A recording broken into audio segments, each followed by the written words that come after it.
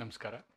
ನಾವು ಈ ಆಡಳಿತ ಕಾನೂನಿನ ಯೂನಿಟ್ 5ಕ್ಕೆ ಸಂಬಂಧಪಟ್ಟಂತೆ ಈ ಸಾರ್ವಜನಿಕ ನಿಗಮಗಳೇನಿದ್ದಾವೆ ಅವುಗಳ ನಿಯಂತ್ರಣದ ಬಗ್ಗೆ ಚರ್ಚೆ ಮಾಡ್ತಾ ಇದ್ದೀವಿ. ಈ ಹಿಂದಿನ 2 ವಿಡಿಯೋಗಳಲ್ಲಿ ನಾವು 2 ನಿಯಂತ್ರಣಗಳನ್ನು ನೋಡಿದ್ದೀವಿ.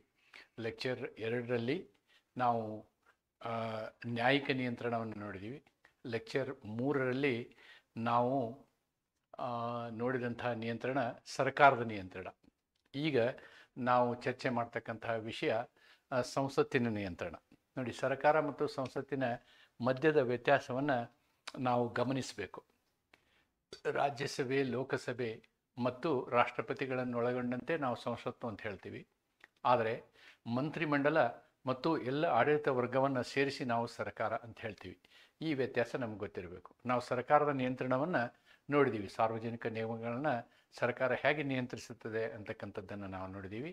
ಇವತ್ತಿನ ಈ ಒಂದು ವಿಡಿಯೋನಲ್ಲಿ ನಾವು ಸಂಸತ್ತು ಯಾವ ರೀತಿಯಲ್ಲಿ ನಮ್ಮ ಸಾರ್ವಜನಿಕ ನಿಗಮಗಳನ್ನು ನಿಯಂತ್ರಿಸುತ್ತದೆ ಅಂತಕ್ಕಂಥದ್ದನ್ನು ಇಲ್ಲಿ ನಾವು ಚರ್ಚೆ ಮಾಡುವವರಿದ್ದೀವಿ. ದಿ ಪಾರ್ಲಿಮೆಂಟರಿ ಕಂಟ್ರೋಲ್ಸ್, ಸಂಸದೀಯ ನಿಯಂತ್ರಣಗಳು. The parliamentary controls of public sectors, ಸಾರ್ವಜನಿಕ ವಲಯದ ನಿಗಮಗಳನ್ನು ಯಾವ ರೀತಿ ಕಂಟ್ರೋಲ್ ಮಾಡ್ತೀವಿ ಅಂತ. The corporations and PSUs are created and owned by state, financed by public funds, enjoy monopoly in certain areas.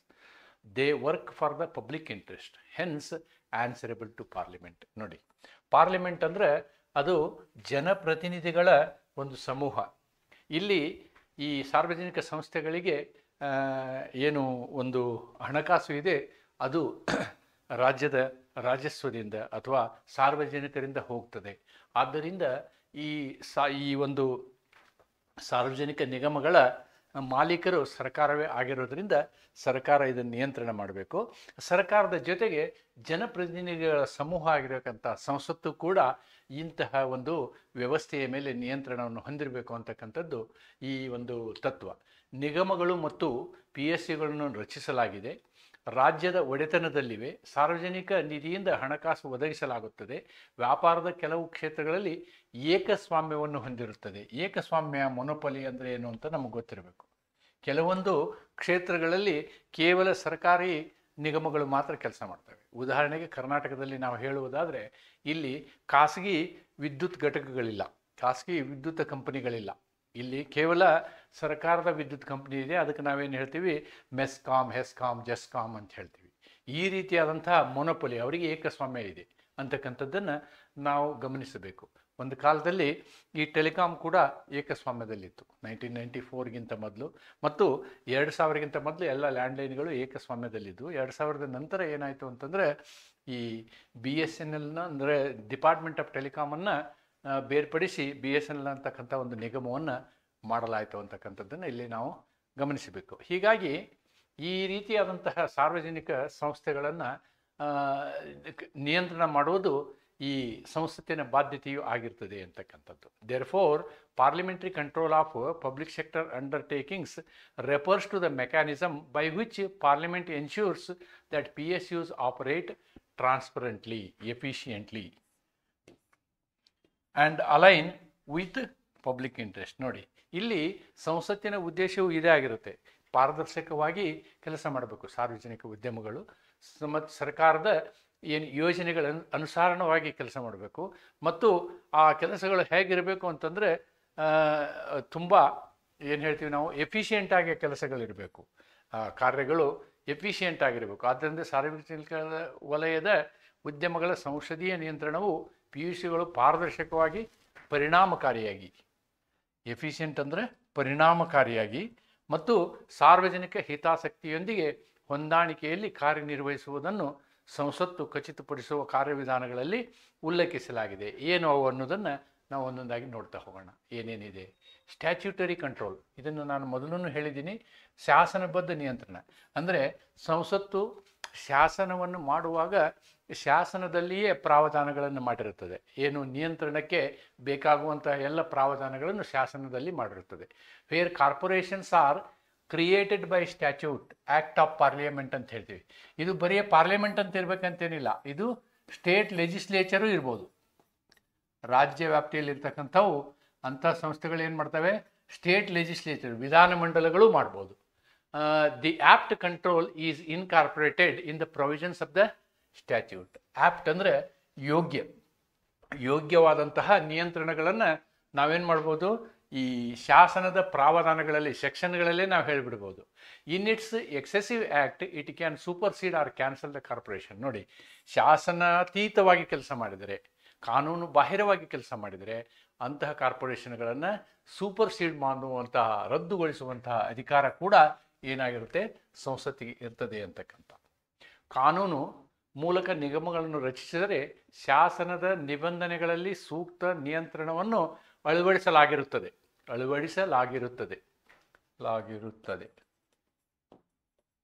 ಅದರ ಮಿತಿಮೀರಿದ ಕ್ರಿಯೆಯಲ್ಲಿ ಅದು ನಿಗಮವನ್ನು ರದ್ದುಗೊಳಿಸಬಹುದು ಅಂತಕ್ಕಂಥದ್ದನ್ನು ನಾವಿಲ್ಲಿ ಗಮನಿಸಬೇಕು. ಇದು ಸಂಸತ್ತು ಮಾಡ್ತಕ್ಕಂಥ ಮೊದಲ ನಿಯಂತ್ರಣ. Next, parliamentary debates and budgetary approvals. ನೋಡಿ, ಸಂಸತ್ತಿನಲ್ಲಿ ಪ್ರತಿಯೊಂದು ಸಾರ್ವಜನಿಕ ನಿಗಮದ ವಿಷಯದಲ್ಲಿ ಚರ್ಚೆಗಳು ನಡೀತವೆ. ಅಲ್ಲಿ ಪ್ರಶ್ನೆಗಳನ್ನು ಮಾಡಲಾಗ್ತದೆ. ಏನಾದರೂ ತಪ್ಪಾದರೆ ಅಂತಹ ಪ್ರಶ್ನೆಗಳನ್ನು ಅಲ್ಲಿ ಮಾಡಲಾಗ್ತದೆ. ಮತ್ತು ಅಲ್ಲಿ ಏನು ಈ ಸಾರ್ವಜನಿಕ ನಿಗಮಗಳಿಗೆ ಬೇಕಾಗುವಂಥ ಹಣಕಾಸಿನ ವ್ಯವಸ್ಥೆಯನ್ನು ನಾವೇನು ಮಾಡ್ತೀವಿ, ಬಜೆಟಿನ ಮುಖಾಂತರ ಮಾಡ್ತೀವಿ ಅನ್ನೋದನ್ನು ನಾವು ಇಲ್ಲಿ ಕಂಡುಕೊಳ್ಬೇಕಾಗತ್ತೆ. That is also very important. During question hours MPs ask questions about the performance policies or issues of PSUs. Special debates and discussions in Parliament allow for a detailed review of specific PSUs or sectors. Ministers heading departments overseeing the PSUs are accountable to Parliament for their functioning. Ministers may be called upon to explain the policies or actions related to PSUs. PSUs are required to submit annual reports, including financial statements, operational reviews, which are tabled in the Parliament. MPs can scrutinize these reports to ensure accountability. Parliament approves the budgets of PSUs, especially for those receiving government funding. Expenditure on PSU is debited to the budget session debated during the budget sessions, and queries can be raised by the members of Parliament. ನಾನಿಲ್ಲಿ ಸಂಸತ್ತು ಅಂತಕ್ಕಂಥದ್ದನ್ನು ಮಾತ್ರ ಉಪಯೋಗ ಮಾಡಿದ್ದೀನಿ. ಇದು ರಾಜ್ಯ ವಿಧಾನಮಂಡಲಕ್ಕೂ ಇದೇ ರೀತಿಯಾದಂತಹ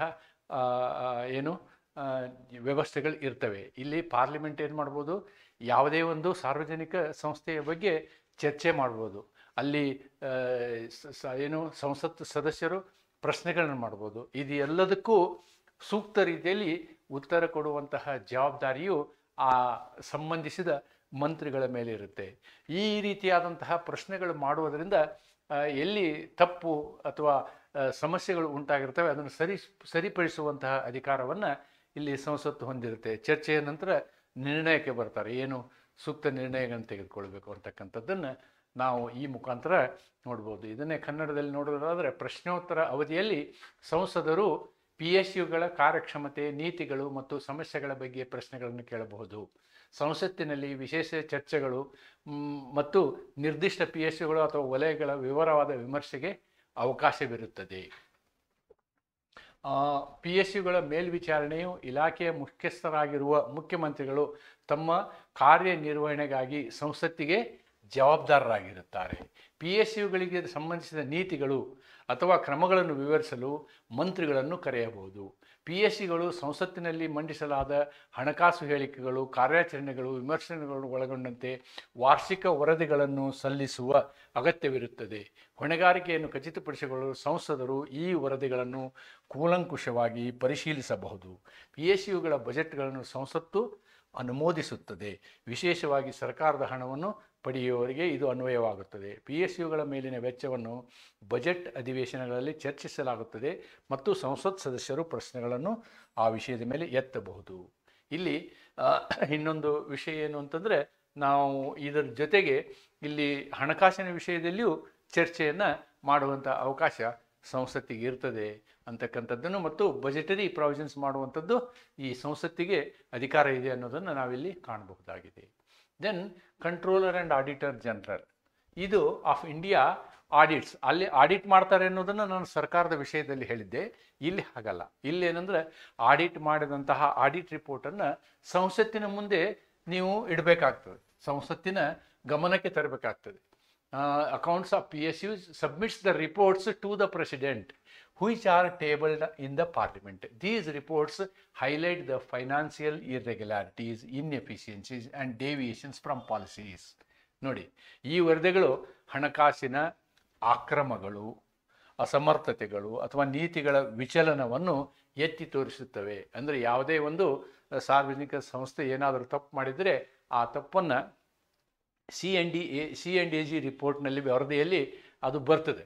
ಏನು, ಕಂಟ್ರೋಲರ್ ಆ್ಯಂಡ್ ಆಡಿಟರ್ ಜನರಲ್ಗಳು ಲೆಕ್ಕ ಪರಿಶೋಧನಾ ವರದಿ ಇರುತ್ತಲ್ವ, ಈ ವರದಿಯಲ್ಲಿ ಅದು ಕಾಣಿಸ್ತದೆ. ಅಂತಹದ್ದನ್ನು ಇಲ್ಲಿ ಸಂಸತ್ತಿನ ಗಮನಕ್ಕೆ ತರಬೇಕಾಗುತ್ತೆ ಅಥವಾ ಸಂಸತ್ತಿನಲ್ಲಿ ಮಂಡಿಸಬೇಕಾಗ್ತದೆ ಅಂತಕ್ಕಂಥದ್ದನ್ನು ನಾವು ಇಲ್ಲಿ ಗಮನಿಸಬೇಕು.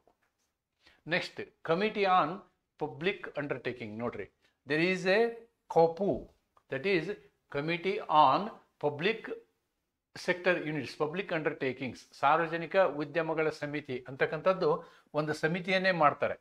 ಆ ಸಮಿತಿಯಿಂದನೂ ಈ ಎಲ್ಲ ಏನು ಸಾರ್ವಜನಿಕ ಸಂಸ್ಥೆಗಳ ವ್ಯವಸ್ಥೆ ಏನಿರ್ತದೆ ಅದರ ಪರಿಶೀಲನೆ ಆಗ್ತದೆ ಅಂತಕ್ಕಂಥದ್ದನ್ನು ನಾವಿಲ್ಲಿ ಗಮನಿಸಬೇಕು. This is most effective parliamentary control. It can supervise over the affairs of the public corporations. ನೋಡ್ರಿ, ಸಾರ್ವಜನಿಕ ನಿಗಮಗಳೇನಿದಾವೆ ಇವುಗಳನ್ನು ಮೇಲ್ವಿಚಾರಣೆ ಮಾಡುವಂತಹ ಒಂದು ಅಧಿಕಾರ ಅವರಿಗಿರುತ್ತೆ. The parliament constituted the committee on public undertakings in 1964. 1964ರಲ್ಲಿ ಈ ಸಂಸತ್ತು ಈ ಒಂದು ಇಂತಹ ಸಮಿತಿಯನ್ನು ಮೊದಲ ಬಾರಿಗೆ ರಚಿಸಿತು ಅಂತಕ್ಕಂಥದ್ದನ್ನು ನಾವಿಲ್ಲಿ ನೋಡ್ಬೋದು.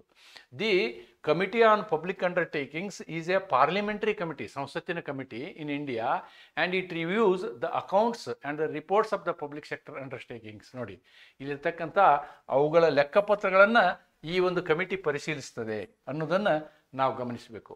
It is one of the 3 financial committees in parliament of India. It ensures that public sector undertakings are managed in accordance with the sound business principles, recommends actions to address any issue found in the accounts and reports. ಅಲ್ಲಿರ್ತಕ್ಕಂಥ ವರದಿಗಳು ಮತ್ತು ಲೆಕ್ಕಪತ್ರಗಳ ಮೇಲೆ ಕಂಡಂತಹ ಏನು ಅವ್ಯವಹಾರಗಳು ಅಥವಾ ನ್ಯೂನತೆಗಳು ಇದ್ದಂತಹ ಸಂದರ್ಭದಲ್ಲಿ ಅವುಗಳನ್ನು ಇದೇನು ಮಾಡುತ್ತೆ, ಈ ಕಮಿಟಿ ಸಂಸತ್ತಿನ ಗಮನಕ್ಕೆ ತೆಗೆದುಕೊಂಡು ಬರ್ತದೆ ಅನ್ನೋದನ್ನು ನಾವು ನೋಡ್ಬೋದು. ಈ ಕಮಿಟಿಯಲ್ಲಿ ಏನೇನಿರ್ತಾರೆ ಅನ್ನೋದು ನಾವು ನೋಡೋದಾದರೆ 15 ಜನರ ನಾವು ಲೋಕಸಭೆಯಿಂದ 15 ಜನರನ್ನು, 15 ಸದಸ್ಯರನ್ನು, ರಾಜ್ಯಸಭೆಯಿಂದ 7 ಸದಸ್ಯರನ್ನು ನಾಮನಿರ್ದೇಶನ ಮಾಡಲಾಗುತ್ತದೆ. The speaker appoints the chairman from among the members. ನೋಡಿ, ಇಲ್ಲಿ ಸಭಾಪತಿಗಳು ಏನು ಮಾಡ್ತಾರೆ, ಈ ಸ್ಪೀಕರು ಈ ಒಂದು ಸಮಿತಿಯ ಏನು ಅಧ್ಯಕ್ಷರನ್ನು, ಈ ಸಮಿತಿಯ ಚೇರ್ಮನ್ರನ್ನು ಆಯ್ಕೆ ಮಾಡ್ತಾರೆ. ಈ 15 ಮತ್ತು 7 ಜನರಲ್ಲಿ ಒಬ್ಬರನ್ನು ಚೇರ್ಮನ್ ಆಗಿ ಈ ಕಮಿಟಿಗೆ ಮಾಡಲಾಗ್ತದೆ. ಇದು ತುಂಬ ಪವರ್ಫುಲ್ ಕಮಿಟಿ ಈ ಪಬ್ಲಿಕ್ ಸೆಕ್ಟರ್ ಅಂಡರ್ಟೇಕಿಂಗ್ ಮೇಲೆ ಅಂತಕ್ಕಂಥದ್ದನ್ನು ನಾವು ಇಲ್ಲಿ ಗಮನಿಸಬೇಕು. Then the last item is control by public. ಸಾರ್ವಜನಿಕರಿಂದ ಕೂಡ ಈ ಪಬ್ಲಿಕ್ ಸೆಕ್ಟರ್ಗಳನ್ನು ನಾವು ನಿಯಂತ್ರಿಸಬಹುದು. ರೈಟ್ ಟು ಇನ್ಫಾರ್ಮೇಷನ್ ಆ್ಯಕ್ಟ್ನಿಂದ ನಿಯಂತ್ರಿಸಬಹುದು. ನಾಗರಿಕರ ಪಾರ್ಟಿಸಿಪೇಷನ್ ಎಲ್ಲಿ ಆಗುತ್ತೆ ಅನ್ನೋದನ್ನು ನಾವಿಲ್ಲಿ ನೋಡ್ಬೋದು. ಅಲ್ಲಿ ಅವರು ಪಬ್ಲಿಕ್ ಗ್ರೀವೆನ್ಸ್ ಮೆಕ್ಯಾನಿಸಮ್ ಅಂತಿರುತ್ತೆ. ಯಾವುದೇ ಒಂದು ಸಾರ್ವಜನಿಕ ಸಂಸ್ಥೆಯಲ್ಲಿ ಅವರು ಸಾರ್ವಜನಿಕರ ಕುಂದುಕೊರತೆಗಳನ್ನು ಹೇಳಲಿಕ್ಕೆ ಅವರು ಏನು ಮಾಡ್ತಾರೆ, ಅವಕಾಶ ಮಾಡಿಕೊಟ್ಟಿರ್ತಾರೆ. ಅವುಗಳನ್ನು ತೆಗೆದುಕೊಂಡು ಅದರಲ್ಲಿರೋ ನ್ಯೂನತೆಗಳನ್ನು ಅವು ಏನಾಗುತ್ತೆ, ಪಬ್ಲಿಕ್ ಸೆಕ್ಟರ್ಗಳು ಅದನ್ನು ಸರಿಪಡಿಸಬೇಕಾಗತ್ತೆ. Many PSUs have platforms for public grievance. ಅವರು ಪಬ್ಲಿಕ್ಕನ್ನು ಕರೆದು ಒಂದು ಮೀಟಿಂಗನ್ನು ಮಾಡ್ತಾರೆ, ಸಾರ್ವಜನಿಕ ವ್ಯಕ್ತಿಗಳನ್ನ ಕರೆದು ಮೀಟಿಂಗನ್ನು ಮಾಡಿ ಸಾರ್ವಜನಿಕ ಕುಂದುಕೊರತೆ ಕಾರ್ಯವಿಧಾನಗಳು. ಅನೇಕ PSUಗಳು ಕುಂದುಕೊರತೆ ಪರಿಹಾರಕ್ಕಾಗಿ ವೇದಿಕೆಗಳನ್ನು ಹೊಂದಿದ್ದು ಸಾರ್ವಜನಿಕರು ದೂರುಗಳು ಅಥವಾ ಕಳವಳಗಳನ್ನು ವ್ಯಕ್ತಪಡಿಸಲು ಅನುವು ಮಾಡಿಕೊಡಲಾಗುತ್ತದೆ. Public consultations. In some cases PSUs conduct stakeholders consultation for significant decisions. ಕೆಲವೊಂದು ವಿಷಯದಲ್ಲಿ ಪಬ್ಲಿಕ್ಕನ್ನು ಕನ್ಸಲ್ಟ್ ಮಾಡಿ, ಕೆಲವು ಸಮಾಲೋಚನೆ ಮಾಡಿ ಏನು ಮಾಡ್ತಾರೆ, ನಿರ್ಧರಿಸ್ತಾರೆ. Tariff changes, large scale projects, ಇಂತಹವುಗಳನ್ನು ಸಾರ್ವಜನಿಕರೊಂದಿಗೆ ಸಮಾಲೋಚನೆ ಮಾಡಿ ನಿರ್ಧರಿಸುವಂತಹ ಒಂದು ಪ್ರಾವಧಾನವನ್ನು ಇರುತ್ತದೆ. ಇದಕ್ಕೆ ನಾವೇನಂತೀವಿ ಅಂತಂದರೆ ಸಾರ್ವಜನಿಕರ ನಿಯಂತ್ರಣ ಅಂತ ಹೇಳ್ತೀವಿ.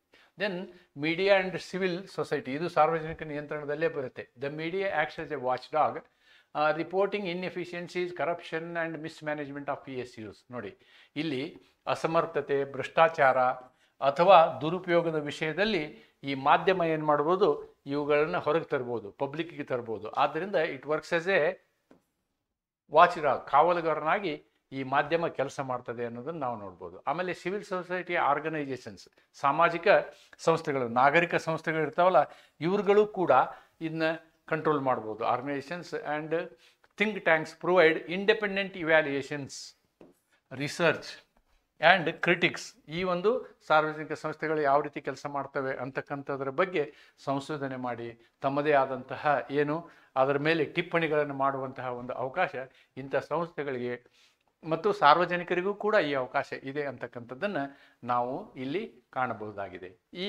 ಈ ಒಂದು ವಿಡಿಯೋನಲ್ಲಿ ನಾವೇನು ಮಾಡಿದ್ದೀವಿ ಅಂತಂದರೆ 2 ನಿಯಂತ್ರಣಗಳನ್ನು ನೋಡಿದ್ದೀವಿ. ಒಂದು ಇಲ್ಲಿ ಇರ್ತಕ್ಕಂಥ ನಿಯಂತ್ರಣ, ಸಂಸತ್ತಿನ ನಿಯಂತ್ರಣ, ಮತ್ತು ಇನ್ನೊಂದು ಸಾರ್ವಜನಿಕರ ನಿಯಂತ್ರಣ. ಒಟ್ಟು 4 ಪ್ರಕಾರದ ನಿಯಂತ್ರಣಗಳನ್ನು ನಾವು ಕಾಣ್ತೀವಿ. ಈ ಸಾರ್ವಜನಿಕ ಸಂಸ್ಥೆಗಳನ್ನು ನಾವು 4 ವಿಧದಲ್ಲಿ ನಿಯಂತ್ರಣ ಮಾಡ್ತೀವಿ. ನ್ಯಾಯಿಕ ನಿಯಂತ್ರಣ, ಯೂನಿಟ್ ನಂಬರ್ 5 ವಿಡಿಯೋ ನಂಬರ್ 2ನಲ್ಲಿ ಇರ್ತಕ್ಕಂಥದ್ದು. ವಿಡಿಯೋ ನಂಬರ್ 3ನಲ್ಲಿ ಇರ್ತಕ್ಕಂಥದ್ದು ಸರ್ಕಾರದ ನಿಯಂತ್ರಣ, ಮತ್ತು ಈ ವಿಡಿಯೋ ನಂಬರ್ 3 ಅಂತ ಹೇಳ್ಬೋದು ನಾವು ಇದಕ್ಕೆ. ಇದರಲ್ಲಿ ಇರ್ತಕ್ಕಂಥದ್ದು ನಾವು 2 ವಿಷಯವನ್ನು ಹೇಳಿದ್ವಿ, ಸಂಸತ್ತಿನ ನಿಯಂತ್ರಣ ಮತ್ತು ಸಾರ್ವಜನಿಕ ನಿಯಂತ್ರಣ. ಇಲ್ಲಿ ಒಂದು ನೆನ್ಪಿಟ್ಕೊಳ್ಬೇಕು, ನೀವು ಪಬ್ಲಿಕ್ ಸೆಕ್ಟರ್ ಬಗ್ಗೆ ಏನು ಪ್ರಶ್ನೆಗಳನ್ನು ಕೇಳಿದಾಗ ಇದರಿಂದ ನಾನು ಈ ಪಬ್ಲಿಕ್ ಸೆಕ್ಟರ್ ಅಥವಾ ಸಾರ್ವಜನಿಕ ಸಂಸ್ಥೆ ಅಂತ ಏನು ಹೇಳ್ತೀವಿ, ಸರ್ಕಾರಿ ಸ್ವಾಮ್ಯದ ಸಂಸ್ಥೆಗಳಂತ ಏನು ಹೇಳ್ತೀವಿ, ಅವುಗಳ ಒಂದು ವಿಷಯವನ್ನು ನಾವು ಇಲ್ಲಿಗೆ ಮುಕ್ತಾಯಗೊಳಿಸ್ತಾ ಇದ್ದೀವಿ. Okay, one more point is, sorry, I have left this point also. ಏನಂತಂದರೆ, ರೈಟ್ ಟು ಇನ್ಫಾರ್ಮೇಷನ್ ಆ್ಯಕ್ಟಲ್ಲೂ ನೀವು ಏನು ಈ ಪಬ್ಲಿಕ್ ಸೆಕ್ಟರ್ನ ಕಂಟ್ರೋಲ್ ಮಾಡ್ಬೋದು. ಅಂದರೆ ಎಲ್ಲ ಸಾರ್ವಜನಿಕ ಸಂಸ್ಥೆಗಳು ಈ ಮಾಹಿತಿ ಹಕ್ಕಿನ ಅಡಿಯಲ್ಲಿ ಬರ್ತವೆ. ಮಾಹಿತಿ ಹಕ್ಕಿನ ಅಡಿಯಲ್ಲಿ ನಾವು ಸಾಕಷ್ಟು ವಿಷಯಗಳನ್ನು ಸಾರ್ವಜನಿಕ ಏನು ಸಂಸ್ಥೆಗಳಿಂದ ನಾವು ಪಡೆದುಕೊಳ್ಬೋದು. ಇದರಿಂದನೂ ನಾವು ಕಂಟ್ರೋಲ್ ಮಾಡ್ತೀವಿ, ನಾವು ಇವುಗಳನ್ನ ಕಂಟ್ರೋಲ್ ಮಾಡ್ತೀವಿ. ಇಲ್ಲಿ ನ್ಯಾಯಾಂಗ ವಿಮರ್ಶೆ ಏನಿದೆಯಲ್ಲ, ಜುಡಿಷಿಯಲ್ ರಿವ್ಯೂ ನಾವು ಮೊದಲೇ ನೋಡಿದ್ದೀವಿ, ಇದೇನು ಇದಕ್ಕೆ ಸಂಬಂಧಪಡೋದಿಲ್ಲ. ಈ ವಿಷಯಗಳನ್ನು ನಾವು ನೋಡ್ಬೋದು. ಏನು RTI ವಿಷಯವನ್ನು ಕೂಡ ನಾವಿಲ್ಲಿ ನೋಡ್ಬೋದು. ಆದ್ದರಿಂದ ನಾನು ಇಲ್ಲಿ ನಿಮಗೆ ಏನು ಹೇಳಕ್ಕೆ ಇಷ್ಟಪಡ್ತೀನಿ ಅಂತಂದರೆ, ಈ ಒಂದು ಸಾರ್ವಜನಿಕ ಸಂಸ್ಥೆಗಳ ವಿಷಯದಲ್ಲಿ ಅತಿ ಮುಖ್ಯವಾಗಿ ಆಡಳಿತ ಕಾನೂನಿಗೆ ಸಂಬಂಧಪಟ್ಟಂತೆ ಮಹತ್ವ ಯಾಕೆ ಪಡ್ಕೊಳ್ತದೆ ಇದು ಅಂತಂದರೆ, ಇದು ಸಾರ್ವಜನಿಕರ ಹಣ. ಆದ್ದರಿಂದ ಇಲ್ಲಿ ಅಧಿಕಾರಗಳನ್ನು ಕೊಡ್ತೀವಿ ನಾವು. ಇಂತಹ ಏನು ಸಂಸ್ಥೆಗಳೇ ಅಧಿಕಾರ ಇರುತ್ತೆ. ಇವೆರಡುಗಳ ನಿಯಂತ್ರಣ ಆಡಳಿತ ಕಾನೂನಿನ ಹೊಣೆಗಾರಿಕೆ. ಆಡಳಿತ ಕಾನೂನು ಮಾಡಬೇಕಾಗತ್ತೆ. ಆದ್ದರಿಂದ ಆಡಳಿತ ಕಾನೂನು ಈ ಸಾರ್ವಜನಿಕ ನಿಗಮಗಳ ಮತ್ತು ಸಾರ್ವಜನಿಕ ಕಂಪನಿಗಳ ಅಥವಾ ಕಾರ್ಪೊರೇಷನ್ಗಳ ವಿಷಯದಲ್ಲಿ ಯಾವ ರೀತಿ ನಿಯಂತ್ರಣವನ್ನು ಹೊಂದಿರ್ತವೆ ಅನ್ನೋದನ್ನು ನಾವು ಆಡಳಿತ ಕಾನೂನಿನಲ್ಲಿ ಕಲಿಯೋದು ಮುಖ್ಯ. ಇಲ್ಲಿ ಸಾರ್ವಜನಿಕ ಸಂಸ್ಥೆಗಳು 2 ಥರದ್ದು ಇರ್ತವೆ. ನಾನು ಹೇಳಿದ್ದೀನಿ, ಒಂದು ಸಂಸತ್ತೇ ಕಾನೂನು ಮಾಡಿದಂತಹ ಒಂದು ಸಂಸ್ಥೆಗಳು. ಅದಕ್ಕೆ ನಾವು ಉದಾಹರಣೆ ಅಂತ ಹೇಳಿದರೆ RBI ಹೇಳ್ಬೋದು, ಅಥವಾ ಲೈಫ್ ಇನ್ಶೂರೆನ್ಸ್ ಆಫ್ ಇಂಡಿಯಾ ಅಂತ ಹೇಳ್ಬೋದು, ಅಥವಾ ಕಂಪನಿಯ ಕಾನೂನಿನಲ್ಲಿ, ಕಂಪನಿಯ ಅಧಿನಿಯಮದಲ್ಲಿಯೂ ಕೂಡ ಸಂಸ್ಥೆಗಳನ್ನ ಮಾಡಿರ್ಬೋದು. ಉದಾಹರಣೆಯನ್ನು ನಾವೇನು ಹೇಳ್ಬೋದು, BSNL ಅಂತ ಹೇಳ್ಬೋದು. ಇವು ಎರಡನ್ನೂ ಕೂಡ ಏನು ಮಾಡ್ತದೆ, ಕಂಟ್ರೋಲ್ ಮಾಡ್ತದೆ. ಈ ನಮ್ಮ ವ್ಯವಸ್ಥೆ ಕಂಟ್ರೋಲ್ ಮಾಡ್ತವೆ. ವ್ಯವಸ್ಥೆಯಲ್ಲಿ judiciary control, governmental control, parliamentary control and other controls. ಈ ರೀತಿಯಾದಂತಹ 4 ನಿಯಂತ್ರಣಗಳನ್ನು ನಾವು ನೋಡ್ತೀವಿ. ಈ ಅದರ್ ಕಂಟ್ರೋಲ್ಸ್ ನಿಮಗೆ ಶಾರ್ಟ್ ನೋಟ್ಸಿಗೆ ಬರ್ಬೋದು. ಉಳಿದಂತೆ ಬೇರೆ ಕಂಟ್ರೋಲ್ಗಳೇನಿದ್ದಾವೆ, ನಿಮ್ಮ ಲಾಂಗ್ ಆನ್ಸರ್ಗೂ ಈ ಪ್ರಶ್ನೆಗಳು ಬರ್ತವೆ. ತುಂಬ ಸರಳವಾದ ವಿಷಯ ಇದು.